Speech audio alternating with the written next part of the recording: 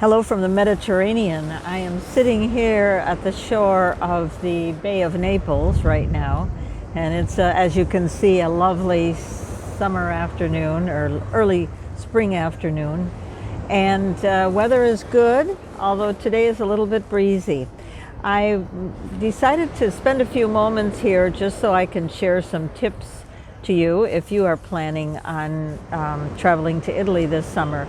I just finished a 9-day tour with a group of people from the United States, and I'm staying on for a little extra R&R at the end of the tour. And I wanted to pass on some things that I learned during this last week that may help you if you are planning a trip to Italy this summer. The first thing I would say to make sure you expect is that there will be crowds.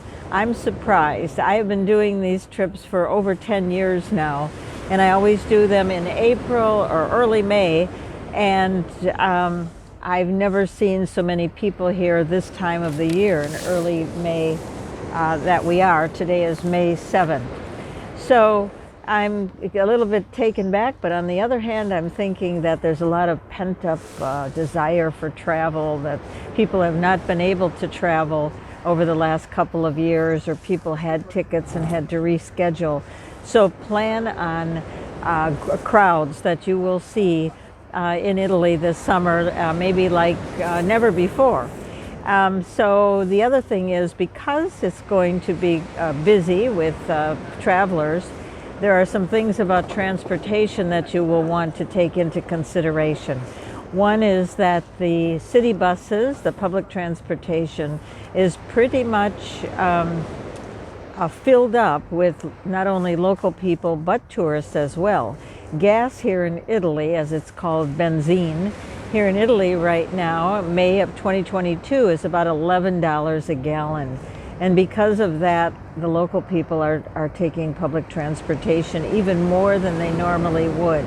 So plan on standing in line for a little bit to get on a bus, and then when you get on the bus, it'll be pretty crowded. So if you are used to a lot of space and you're a person that doesn't like to be in crowds, just consider that and prepare yourself that may be a possibility. The other, of course, in June, July, and August is that it's very hot here in Italy and the south of Italy. And we're talking about Rome south now. And it will be very hot. Italians are used to it. They adjust their lives for it. There's not a lot of air conditioning. So if you plan to come here and be in a lot of air-conditioned buildings, that may not be the case. So there's going to be heat and there's going to be crowds. And I don't want to discourage anyone from coming, because I think you should come. You should definitely come and enjoy the culture, the food, the people, the extraordinary geography, the architecture, and that all awaits for you when you are here. I just hoping that maybe I can prepare you a little bit so that you can prepare yourself for the trip itself. The other thing, when you're on public transportation or any public transportation right now, masks are required. So please bring a couple of masks. You will have to wear one on the bus, and depending on how they are following the regulations, some places might require one and other places may not. You will need to take a COVID test before you come to Europe. So you have to do that 24 hours or 48 hours before, depending. With regard to the exchange, the money exchange, right now it's very good.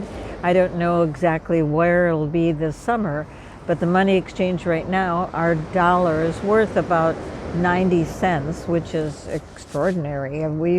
I've been here when it was the exchange was $1.50. What I always recommend to my travelers in my group is that you not go to the bank before you leave for your vacation and do your exchange, because you'll pay an extra fee to exchange your American money for euros. The best way to do that is with an ATM debit card, with a debit card, and go to an ATM machine where you will get the best exchange of the day and probably a $3 exchange fee. I've begun to see some ATM machines that are called Euro Connect, and I would recommend that you not use those. I went to one the other day, tried to do some exchange and get some euros, only to find they're charging an 18% service charge, which is something that you'll definitely want to avoid. And then the exchange rate was terrible. It was much, much lower. So these are some tips I think that'll help you to make your trip just so extraordinary, which it's hard not to have a good time here. That's for sure. By all means, do come, enjoy it all, enjoy the history, the food, the culture, and the people, and the wonderful weather. It's a little bit cloudy here today, but nonetheless, just a beautiful, beautiful place and a beautiful place to experience.